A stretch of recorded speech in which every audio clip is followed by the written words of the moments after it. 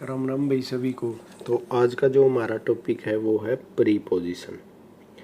सबसे पहले हम देखते हैं प्रीपोजिशन की डेफिनेशन। प्रीपोजिशन आखिर होती क्या है?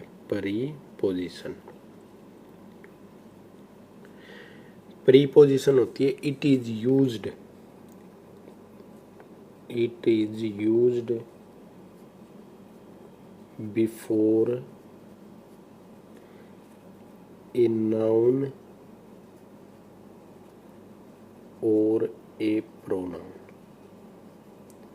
ये एक नाउन या प्रोनाउन से पहले यूज होती है और रिलेट करती है, relate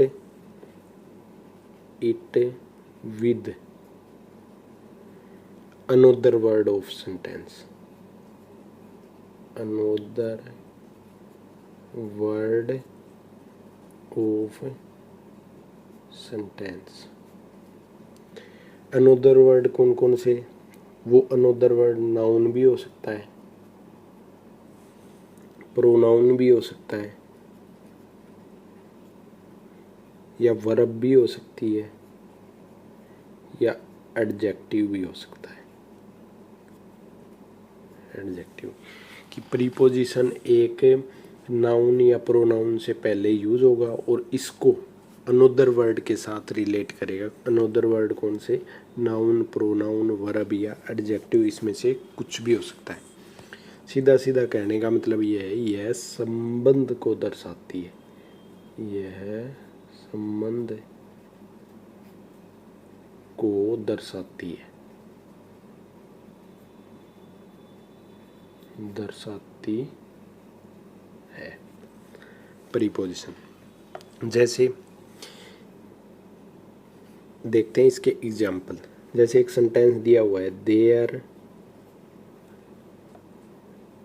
are a boy and a girl. तो ये क्या है? नाउन है और ये भी नाउन है और ये इनको जोड़ रहा है कंजक्शन। जोड़ने के लिए कंजक्शन यूज होता है, संबंध बताने के लिए प्रीपोजिशन। जैसे अगर यही सेंटेंस देखें हम कि देयर इज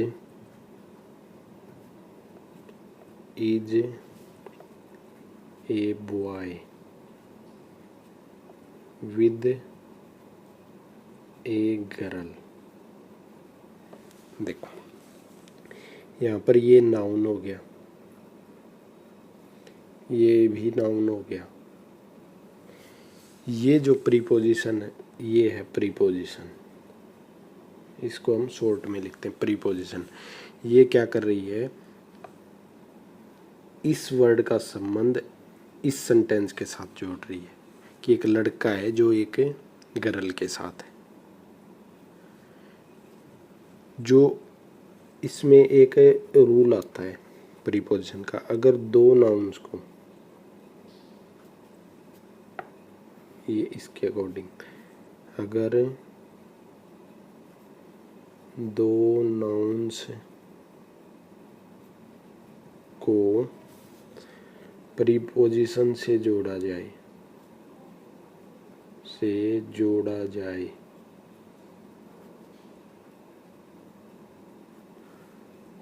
तो वर्ब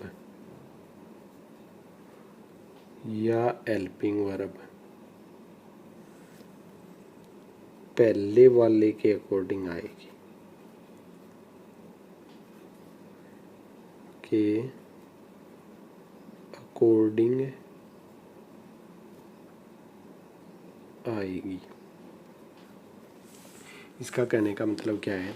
अगर दो नाउन है उनको प्रीपोजिशन से जोड़ा जाए, जैसे ये प्रीपोजिशन हो गई, दो नाउन हो गए, इन दोनों को जोड़ा हुआ है, तो जो ये हेल्पिंग वर्ब है यहाँ पर या कोई वर्ब आई हुई है, ये पहले वाले मतलब इसके अकॉर्डिंग आएगी वर्ब, न कि इसके अकॉर्डिंग। जैसे एक एग्जाम्पल और देखते हैं, नंबर 4 कि आई बोट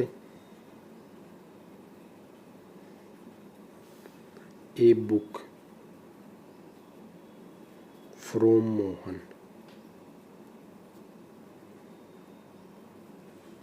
फ्रॉम मोहन। देखो ये क्या हो गया, सब्जेक्ट है वर्ब का, ये वर्ब हो गई, ये हो गया इसका ऑब्जेक्ट, ये फिर प्रीपोजिशन, और प्रीपोजिशन के जो बाद आता है वो प्रीपोजिशन का ऑब्जेक्ट होता है, प्रीपोजिशन का। तो ये क्या बताता है कि बुक खरीदी है किससे, मोहन से, तो ये इसके साथ संबंध बता रही है। तो ये था। अब चलते हैं इसके अगले रूल पर। अगला रूल क्या कहता है इसका, अलग अलग रिलेशन के लिए अलग अलग प्रीपोजिशन यूज होती हैं। जैसे अलग अलग रिलेशन के लिए अलग अलग प्रीपोजिशन यूज होगी। कैसे, जैसे एक सेंटेंस से समझते हैं हम कि आई बोट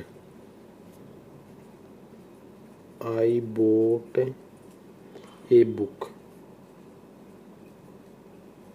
यहाँ पर ब्लैंक स्पेस दिया हुआ है, द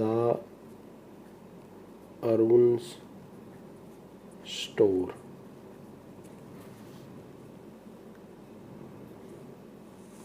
फिर ब्लैंक स्पेस दिया हुआ है, the central market, the central market, फिर ब्लैंक स्पेस, ₹50,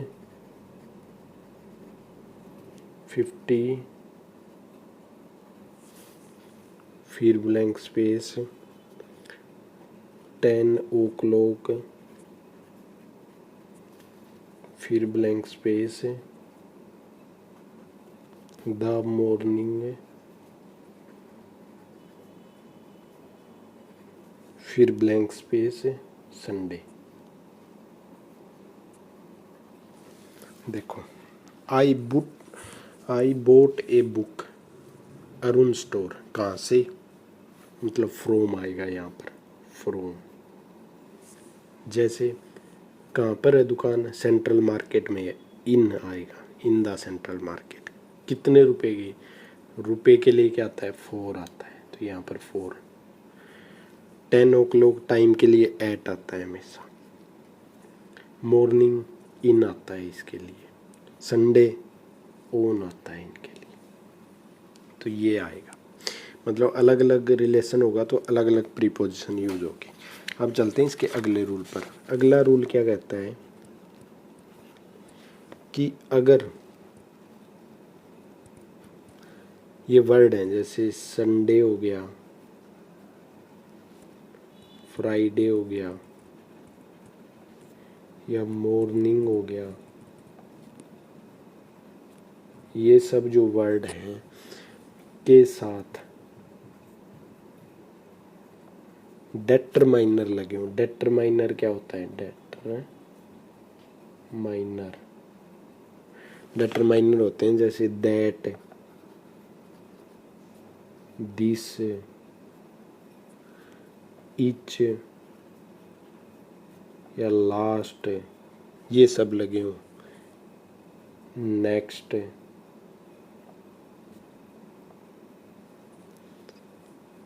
आदि लिखे हों,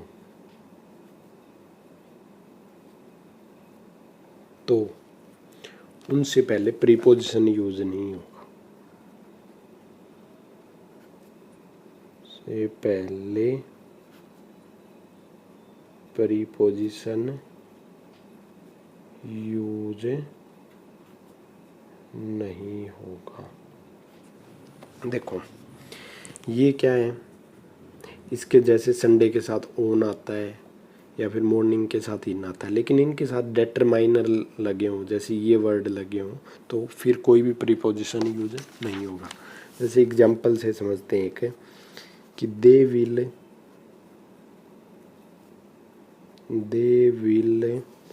visit over office,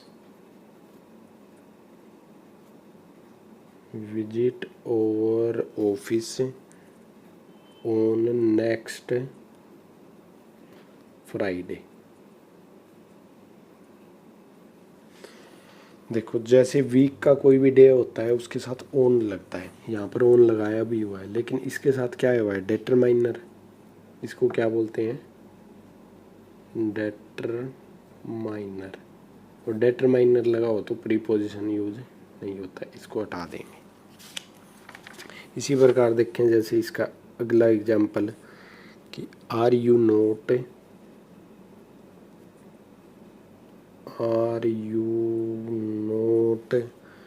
eight your home.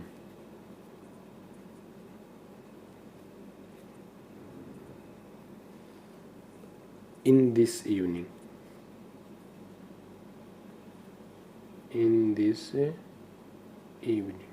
तो देखो दिस लगा हुआ है, डिटरमाइनर है, इसको हटा देंगे प्रीपोजिशन को। तो ये था। अब चलते हैं इसके अगले रूल पर। अगला रूल क्या कहता है इसका,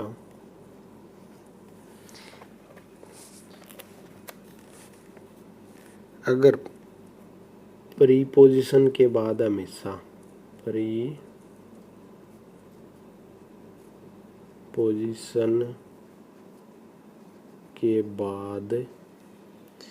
प्रीपोजिशन का ऑब्जेक्ट आता है,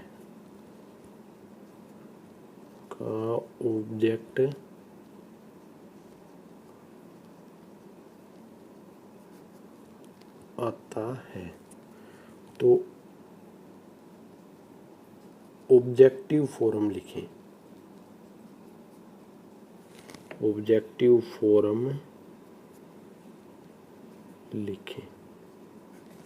कैसे, जैसे कोई भी अगर प्रीपोजिशन है तो उसके बाद प्रीपोजिशन का ऑब्जेक्ट आएगा हमेशा, और उस केस में क्या होगा, प्रीपोजिशन का ऑब्जेक्ट लिखते हैं।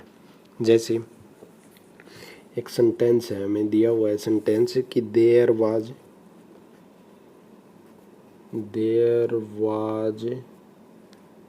nobody but she to take care of them।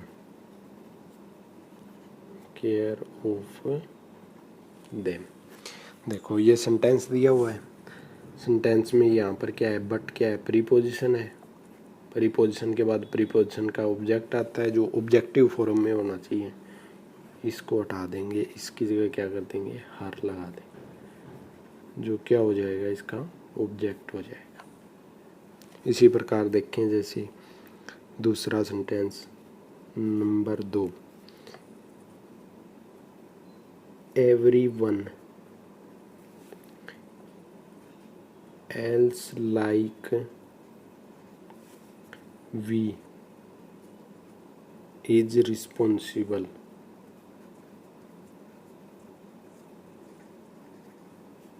for this mishappening।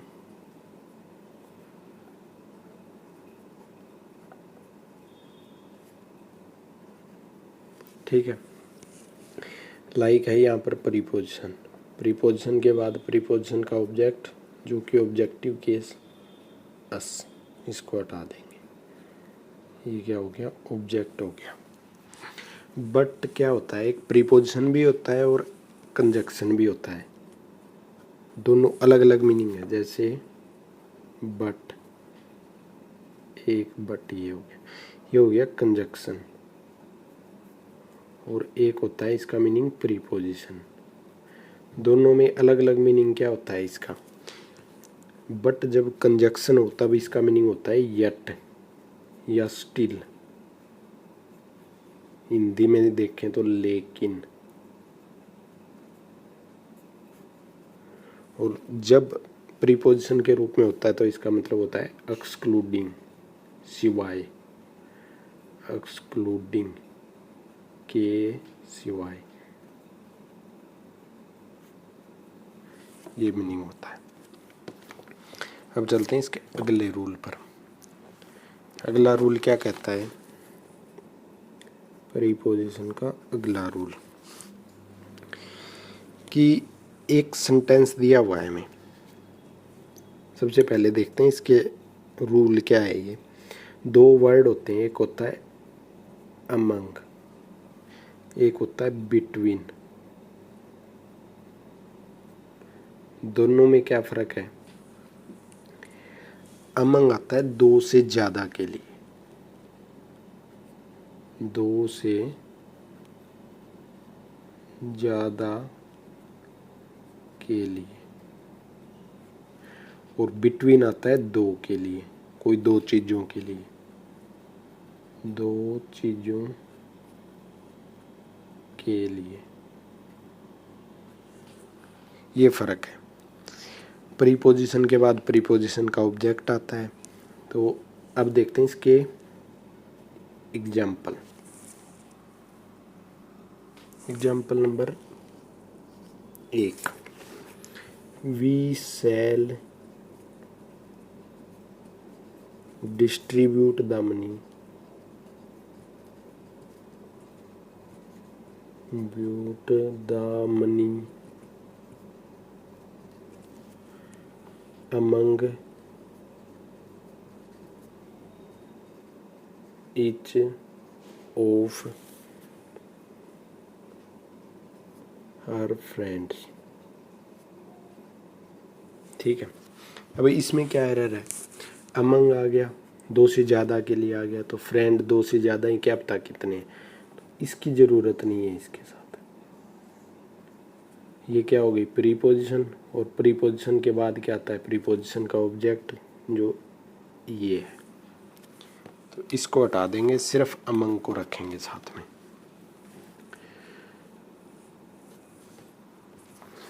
इसमें क्या है?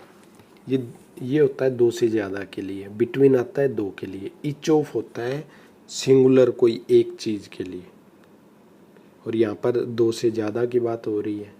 तो इस केस में क्या करेंगे? ईच ऑफ को हटा देंगे, क्योंकि जो ईच ऑफ हर फ्रेंड, ये सिंगुलर वर्ड हो जाता है, सिंगुलर। एक में थोड़ी डिस्ट्रीब्यूट होगा, वो तो ज़्यादा में होगा, तो सिंगुलर की तो बात ही नहीं हो रही। तो इसका मतलब क्या करेंगे? हम ईच ऑफ को हटा देंगे। अब ये ईच ऑफ होता है, ये सिंगुलर क्यों होता है? इसका रीज़न ये है, जैसे एक सेंटेंस दे दिया हमें कि each of his friends is happy. ठीक है, ये सेंटेंस है करेक्ट, क्योंकि ये क्या है? प्रीपोजिशन है, और ये क्या है? प्रीपोजिशन का ऑब्जेक्ट है। ठीक है, तो ये वो जो वर्ड बच गया वो इच होता है, सिंगुलर, और इसके अकॉर्डिंग यहाँ पर क्या हुई है? वर्ब भी सिंगुलर वर्ब यूज हुई है। इसलिए अगर कहीं भी इच ऑफ लगा हो तो इसके साथ हेल्पिंग वर्ब और वर्ब हमेशा सिंगुलर यूज होंगी, न कि प्लूरल। अब आता है केस बिटवीन का। बिटवीन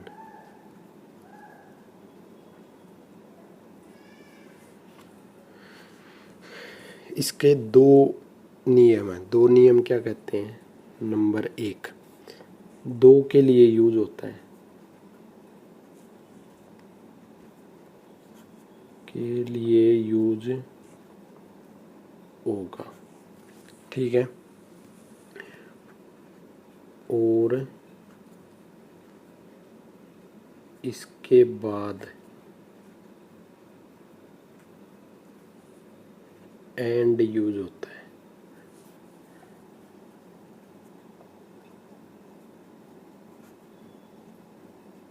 ठीक है, बिटवीन दो के लिए यूज होता है, अमंग दो से ज़्यादा के लिए, और बिटवीन के बाद हमेशा एंड यूज होगा। जैसे एक एग्जांपल है ये कि cups will be given between Ram and Shyam. देखो, एक ये हो गया, एक ये हो गया, दो के लिए बिटवीन आया और इसके बाद क्या यूज हुआ है, एंड यूज हुआ है। अगर दो से ज़्यादा के लिए इसका एक एक्सेप्शनल केस है, एक तो ये हो गया, दूसरा है दो से अधिक के लिए।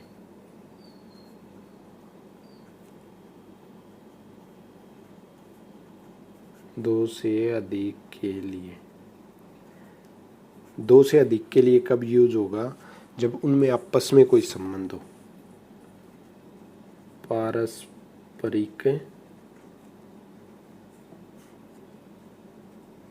संबंध हो आपस में, तो उस केस में क्या होगा, हमेशा बिटवीन यूज होगा। जैसे एक example, there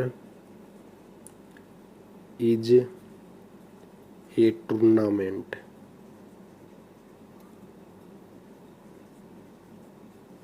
tournament to be played, to be played between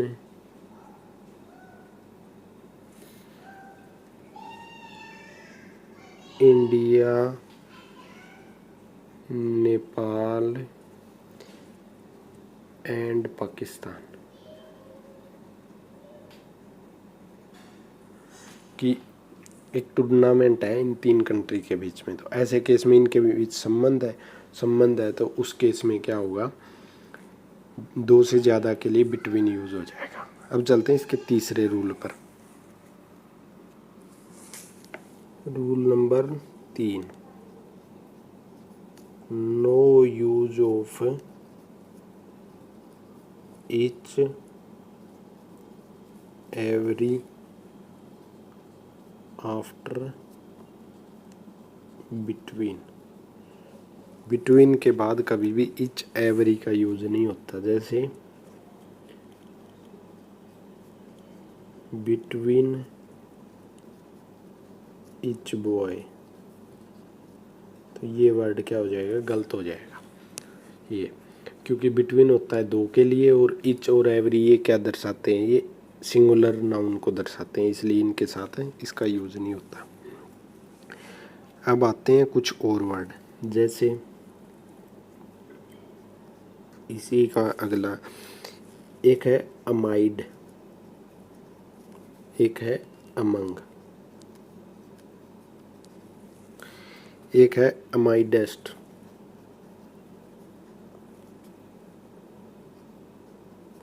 एक है amongst.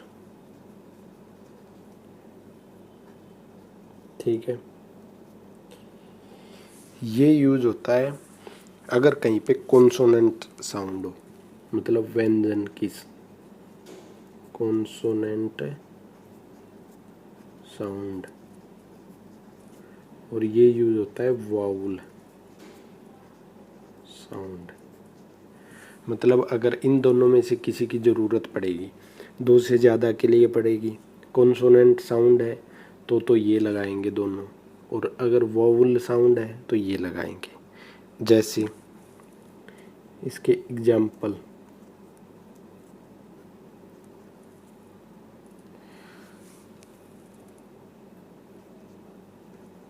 among them,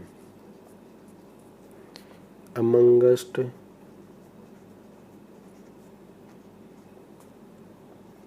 us, consonant sound, vowel sound, एक और दो, ये क्या हो गई कॉन्सोनेंट और ये हो गई वाउल साउंड। ये फर्क है इन दोनों में। और इसका क्या चक्कर है इस वर्ड का, ये यूज होते हैं अनकाउंटेबल नाउन के साथ और ये यूज होते हैं काउंटेबल के साथ। मतलब है अनकाउंटेबल और ये यूज होते हैं काउंटेबल के साथ। जब काउंटेबल की जरूरत पड़ेगी ये लगाएंगे, अनकाउंटेबल की जरूरत पड़ेगी ये लगाएंगे। कॉन्सोनेंट साउंड में ये यूज होंगे, वाउल साउंड में ये यूज होंगे। अब चलते हैं इसके अगले रूल पर। प्रीपोजिशन का अगला रूल क्या कहता है, एक वर्ड है ओपोजिट, इसके दो मीनिंग होते हैं। ओपोजिट, ओपोजिट ये दो तरह से यूज होता है। एक यूज होता है एडजेक्टिव की तरह और दूसरा यूज होता है प्रीपोजिशन की तरह। इसका मीनिंग होता है कॉन्ट्रेरी, मतलब विपरीत। और इसका मीनिंग होता है facing, on the other side, मतलब सामने या ऑन द अदर साइड, ये फर्क है। फेसिंग मतलब आमने सामने,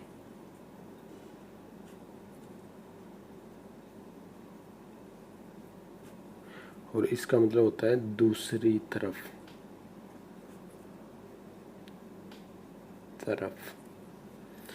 एक जैसे देखते हैं एक एग्जाम्पल इसका कि my college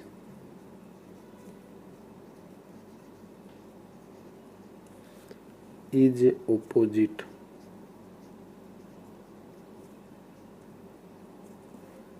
to the public library.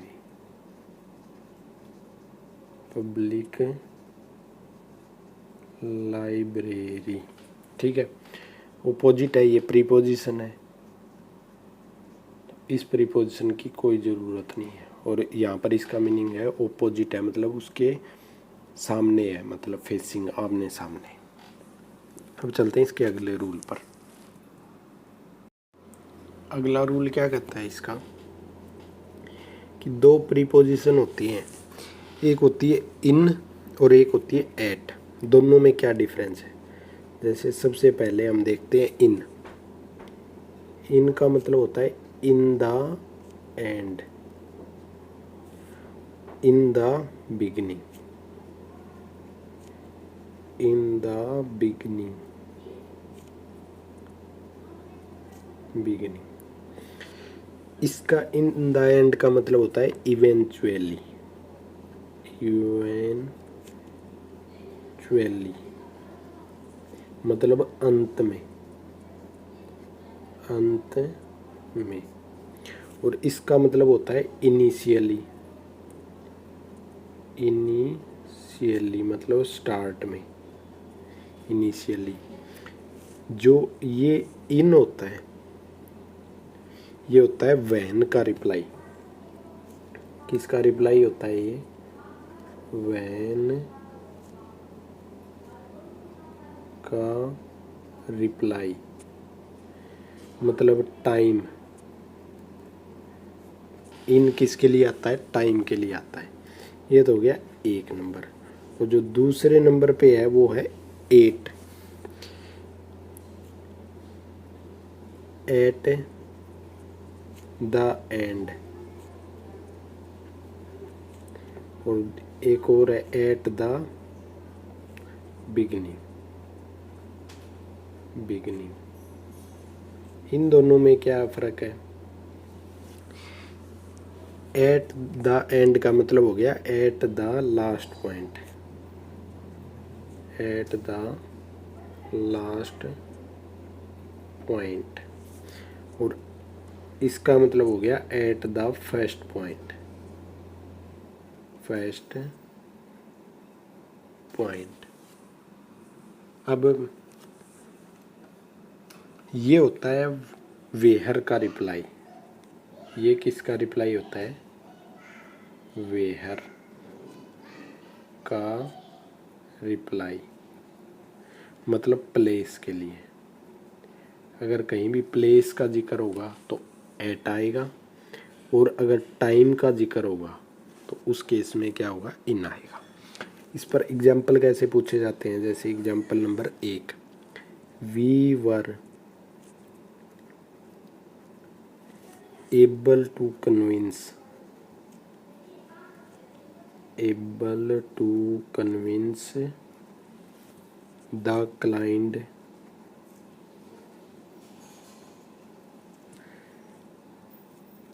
Eight the end, at the end, कि हम क्लाइंट को कन्विंस करने में एबल हो गए, मतलब कब, एट द एंड, अंत में, मतलब किस बात का जिक्र हो रहा है, वैन का, टाइम का, कि कब हुए, तो इस केस में क्या आएगा, इन आएगा, एट को हटा देंगे, यहाँ पर इन लगा देंगे। इसी प्रकार केस देखें जैसे एट का, कि in the beginning, in the beginning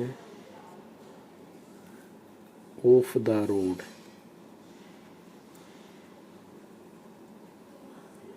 was a long oak tree,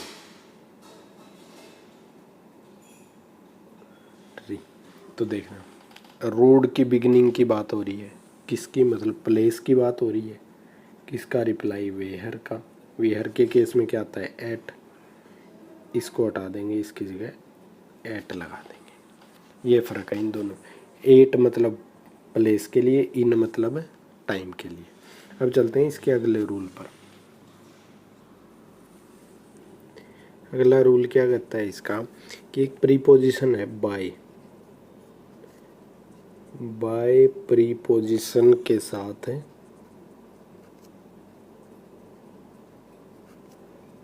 article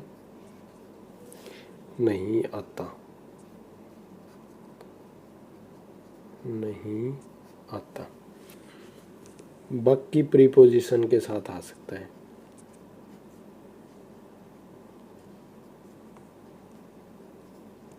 के साथ आ सकता है,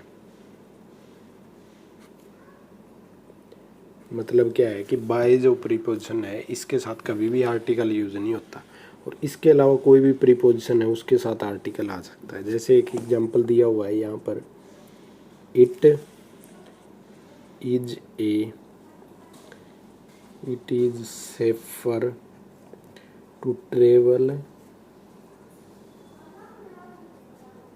bye a bus than on train, train. देखो प्रीपोजिशन है बाय, इसके साथ कभी भी आर्टिकल यूज नहीं होता, लेकिन दूसरी प्रीपोजिशन है इसके साथ आ सकता है, तो यहाँ पर ए लगा देंगे ट्रेन के साथ, क्योंकि ये सिंगुलर काउंटेबल नाउन है ट्रेन, तो इसके साथ आर्टिकल आता है। अब चलते हैं इसके अगले रूल पर। अगला रूल क्या कहता है, दो प्रीपोजिशन है, दो वर्ड हैं, जैसे एक हो गया ड्यू टू, एक हो गया ओविंग टू, इन दोनों में क्या फ़र्क है, ये भी एडजेक्टिव होता है और ये भी एडजेक्टिव होता है। एडजेक्टिव हमने पहले पढ़ लिए कि होते क्या है, जो नाउन या प्रोनाउन को मॉडिफाई करते हैं।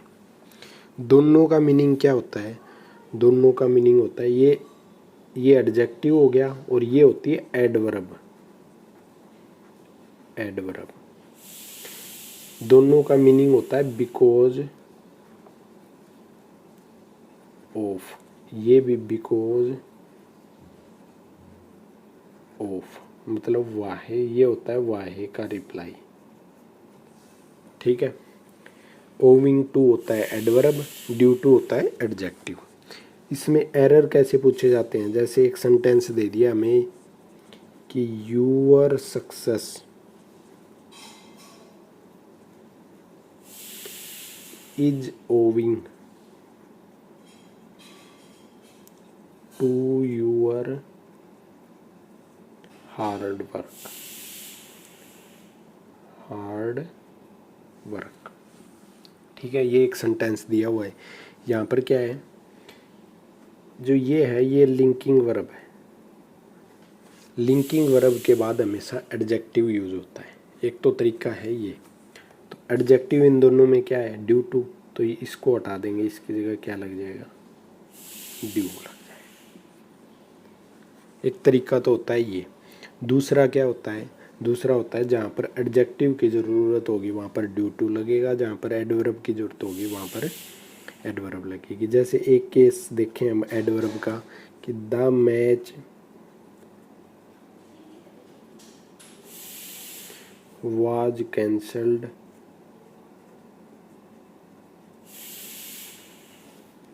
Due to rain, due to rain.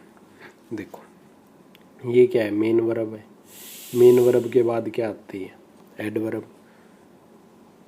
तो यहाँ पर क्या आ जाएगा, ओविंग, जो क्या है एडवर्ब है, ओविंग टू रेन। अब चलते हैं इसके अगले रूल पर। एक सेंटेंस दिया हुआ है हमें।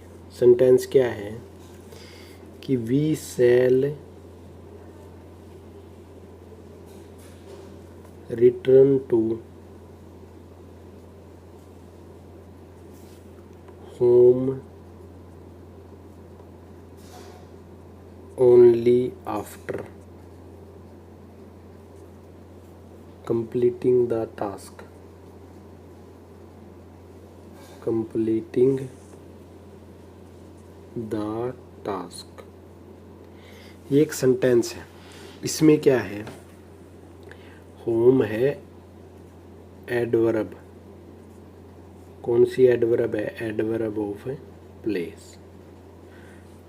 इसके साथ कभी भी प्रीपोजिशन नहीं आती।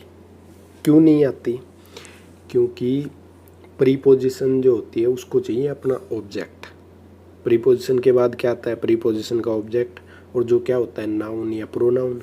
और यहाँ पर क्या दिया हुआ है, होम जो एडवर्ब है। तो या तो होम को हटाएं या प्रीपोजिशन को, तो लेकिन होम का तो जिक्र है इसमें, इसके बारे में भी बात हो रही है। तो क्या करेंगे, प्रीपोजिशन को हटा देंगे, क्योंकि प्रीपोजिशन के बाद प्रीपोजिशन का ऑब्जेक्ट आना चाहिए। जैसे एक वर्ड है होम और एक वर्ड होता है हाउस। दोनों में क्या डिफरेंस है, होम होती है एडवर्ब, हाउस होता है नाउन। ये एक रेजिडेंस बोल सकते हैं जिसको, रहने का स्थान, रेजिडेंस। और नाउन क्या होता है, ये एक बिल्डिंग, मतलब कोई भी बिल्डिंग को हम हाउस बोल सकते हैं। ये फ़र्क है इन दोनों में। जैसे एग्जाम्पल एक और देखें इसका, number 1, he has boat a new home. देखो एक सेंटेंस दिया हुआ, इसमें क्या एरर है, इसमें एरर है ये होम, यहाँ पर आएगा house.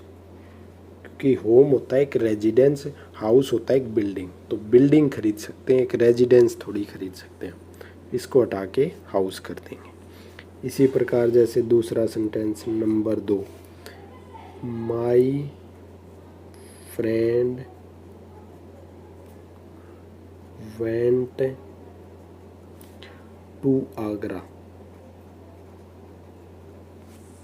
My friends went to Agra on yesterday, on yesterday.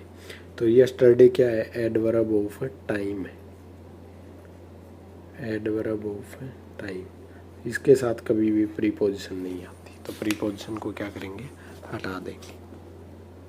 इसी प्रकार देखें जैसे एक और सेंटेंस नंबर 3 कि दे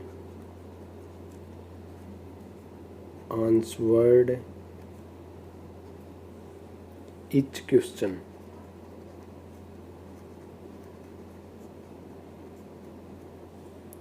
विद कॉन्फिडेंटली, विद कॉन्फिडेंटली। देखो ये सेंटेंस है, यहाँ पर प्रीपोजिशन क्या है, विद है, लेकिन कॉन्फिडेंटली जो है वर्ड है ये है एडवर्ब ऑफ मैनर, हाउ का रिप्लाई, मैनर। और इनके साथ कभी भी प्रीपोजिशन नहीं आती, तो इसको क्या करेंगे, यहाँ भी हटा देंगे, क्योंकि प्रीपोजिशन को चाहिए प्रीपोजिशन का ऑब्जेक्ट। जैसे इसी प्रकार एक और एग्जाम्पल इसी का number 4, people living in abroad are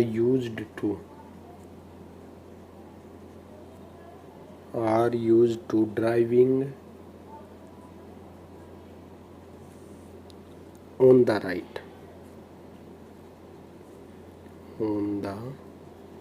right. देखो अब्रोड क्या है, एडवर्ब ऑफ प्लेस, और इसके साथ कभी भी प्रीपोजिशन नहीं आती, तो इसको क्या करेंगे हम, हटा देंगे। ये अलग अलग एडवर्ब है, जैसे हमने देखी adverb of manner, time, place. जैसे प्रीपोजिशन है, एक है adverb of time, adverb of time. दूसरी है एडवर्ब ऑफ प्लेस, एक है एडवर्ब ऑफ मैनर। इनकी पहचान कैसे होती है? एडवर्ब ऑफ टाइम होता है व्हेन का रिप्लाई, एडवर्ब ऑफ प्लेस होता है वेयर का रिप्लाई, और एडवर्ब ऑफ मैनर होता है हाउ का रिप्लाई। तो ये जो एडवर्ब है, कौन से? एडवर्ब ऑफ टाइम या प्लेस या फिर मैनर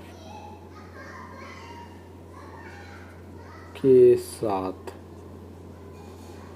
प्रीपोजिशन नहीं आती,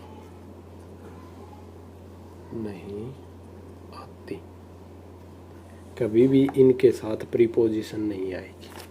ये था। अब चलते हैं इसके अगले रूल पर।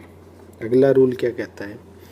अलग अलग टाइप की प्रीपोजिशन है, जैसे डिफरेंट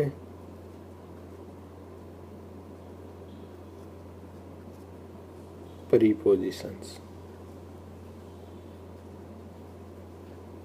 क्या क्या फ़र्क होता है इनमें? जैसे सबसे पहले आता है नंबर 1। नंबर 1 पर है 2, एक है बिसाइड, एक होता है बिसाइड्स। यहाँ पर एस लगाओ। इन दोनों में क्या अंतर है? इसका मतलब होता है के बगल में, के बगल में, और इसका मतलब होता है के अलावा। दोनों की पहचान क्या है? ये छोटा वर्ड है, ये बड़ा है, ये छोटा वर्ड है, ये बिसाइड्स एस लग गया, लंबा बड़ा वर्ड है ये।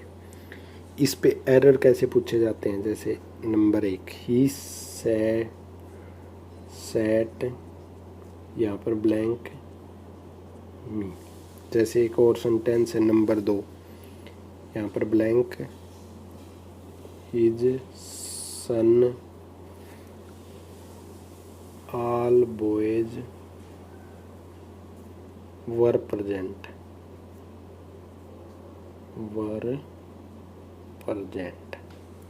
तो देखो he sat beside me, के अलावा मी या बगल में बैठ गया।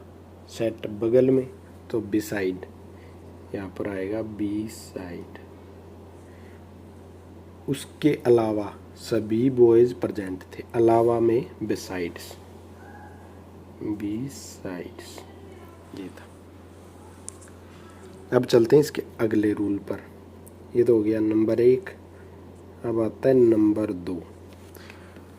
नंबर 2 पर है एक वर्ड है फॉर, और एक होता है सिंस। फॉर ये आता है अवधि के लिए, अवधि।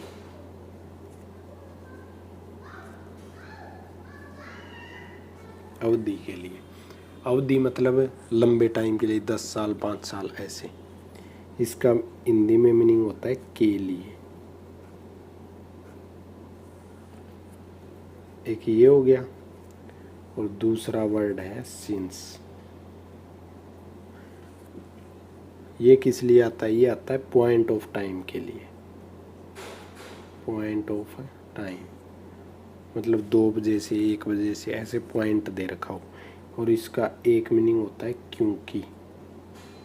क्योंकि हिंदी मीनिंग। ये फ़र्क है इन दोनों में। ये थे हमारी 2 नंबर। अब आते हैं 3 नंबर पे। नंबर 3 पर है जैसे 2 प्रीपोजिशन है। एक होता है अक्रॉस और एक होता है थ्रो। थ्रो इन दोनों में क्या फ़र्क है? जैसे एक रोड दे रखा है ऐसे, ठीक है, ये हो गया रोड, तो इसको क्रॉस करना है ऐसे, ये हो गया अक्रॉस द रोड जाना। और थ्रो होता है किसी चीज़ के अंदर से गुजरना। जैसे एक पाइप है, ठीक है, इसके अंदर से कोई चीज़ जाएगी, थ्रू जाएगी उसके अंदर से। जैसे ये टनल है, मान लो टनल, इसके अंदर से थ्रू, अक्रॉस मतलब उसको क्रॉस करना। इसी अक्रॉस पे एक वर्ड आता है। वर्ड क्या आता है? Come across. इसका मीनिंग होता है अचानक मुलाकात होना। अचानक मुलाकात होना। और इसके साथ कभी भी सडनली वर्ड यूज नहीं होता। सडनली वर्ड यूज नहीं होगा। कहीं भी अगर ये वर्ड आ जाए कम अक्रॉस, तो इसके साथ कभी भी सडनली वर्ड यूज नहीं करना। अगर हो तो उसको हटा देंगे। अब चलते हैं अगली प्रीपोजिशन नंबर 4 पर। 4 पर है जैसे एक होता है ओन, एक हो गया ओवर, एक हो गई अपून और एक हो गई अंडर। इन चारों में क्या फ़र्क है? ओन का मतलब होता है जैसे ये टेबल हो गया कोई, इसके ऊपर रखी हुई कोई चीज़। ओवर का मतलब हो गया कोई टेबल है, इसके ऊपर से कोई कपड़ा रखा हुआ है या कुछ भी रखा हुआ है, जैसे ओवर। अपून का मतलब होता है जैसे ये टेबल है, इसके ऊपर कोई चीज़ आए, वो भी मोशन में चल के। ये तो हो गया स्टैटिक, मतलब कोई चीज़ पड़ी हुई है, स्टैटिक ऑन द टेबल, ठीक है। ओवर होता है उसको कवर कर लेना। अपून होता है ये मोशन के लिए कि कोई चल के कोई चीज़ इसके ऊपर आए। और अंडर होता है कि ये टेबल है, इसके नीचे कोई चीज़ पड़ी हुई है। ये फ़र्क होता है। इस पे जैसे एग्जाम्पल से समझते हैं इनमें फ़र्क क्या है। जैसे example number 1, the lamp is on the table. तो टेबल पर लैंप रखा हुआ है, तो स्टैटिक पोजीशन में आराम से रखा हुआ है, ऑन आ जाएगा। जैसे इसी प्रकार देखें दूसरा कि the cat jumped blank space the table. Table की जो बिल्ली है वो टेबल पे जंप कर गई, मतलब ऊपर भी आई और मोशन भी है। तो ये था मोशन भी और अपून भी, तो इसके साथ आ जाएगा अपून। इसी प्रकार देखें number 3 example, the bridge was built, यहाँ पर ब्लैंक स्पेस, द रिवर। तो देखो नदी के ऊपर से बना है पुल, ओवर द रिवर, तो यहाँ पर क्या आ जाएगा? Over. Over the river bridge बना हुआ है। इसी प्रकार अगला example number 4, a cat is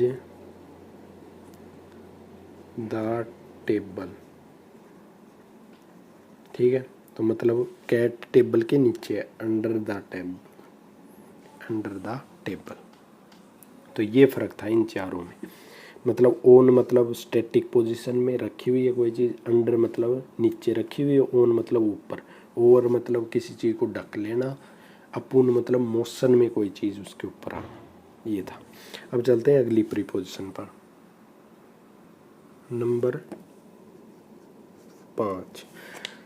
एक होता है इन, एक होता है इनटू। दोनों में क्या फ़र्क है?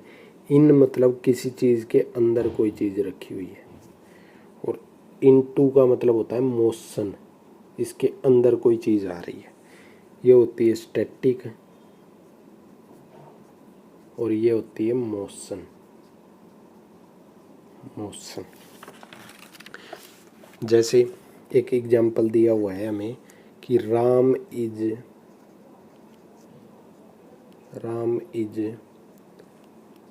द क्लासरूम, कि राम क्लासरूम में है, मतलब मोशन की बात तो हो नहीं रही, तो इसका मतलब क्या आएगा? In the class. और इसी प्रकार देखिए हम दूसरा एग्जाम्पल इसका, the boy jumped the river. तो रिवर के अंदर क्या होगा? मोशन में जाएगा, जंप किया है तो इनटू। इसी प्रकार जैसे इन और इनटू के कुछ वर्ड हैं, वर्ड क्या क्या है? इंटर, इनटू, या फिर थ्रो, इनटू। इसके साथ कभी भी इनटू नहीं आता, इंटर के साथ इनटू नहीं आएगा। और थ्रो के साथ हमेशा इन आता है, न कि इनटू। थ्रो इन, और एंटर के साथ इनटू नहीं आता, क्योंकि एंटर का मतलब ही होता है कि कोई चीज़ अंदर आना होता है। थ्रो इन मतलब किसी चीज़ को किसी के अंदर फेंकना। जैसे एग्जाम्पल देखें इसके, number 1, he entered into the room,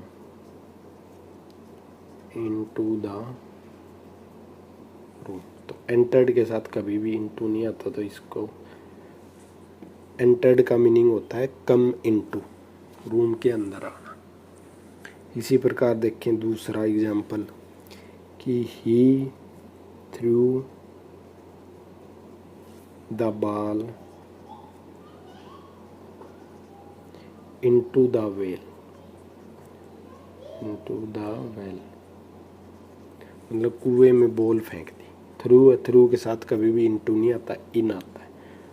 इसको हटा देंगे, इसके साथ क्या आ जाएगा? इन आ जाएगा। ये था इन दोनों में फ़र्क।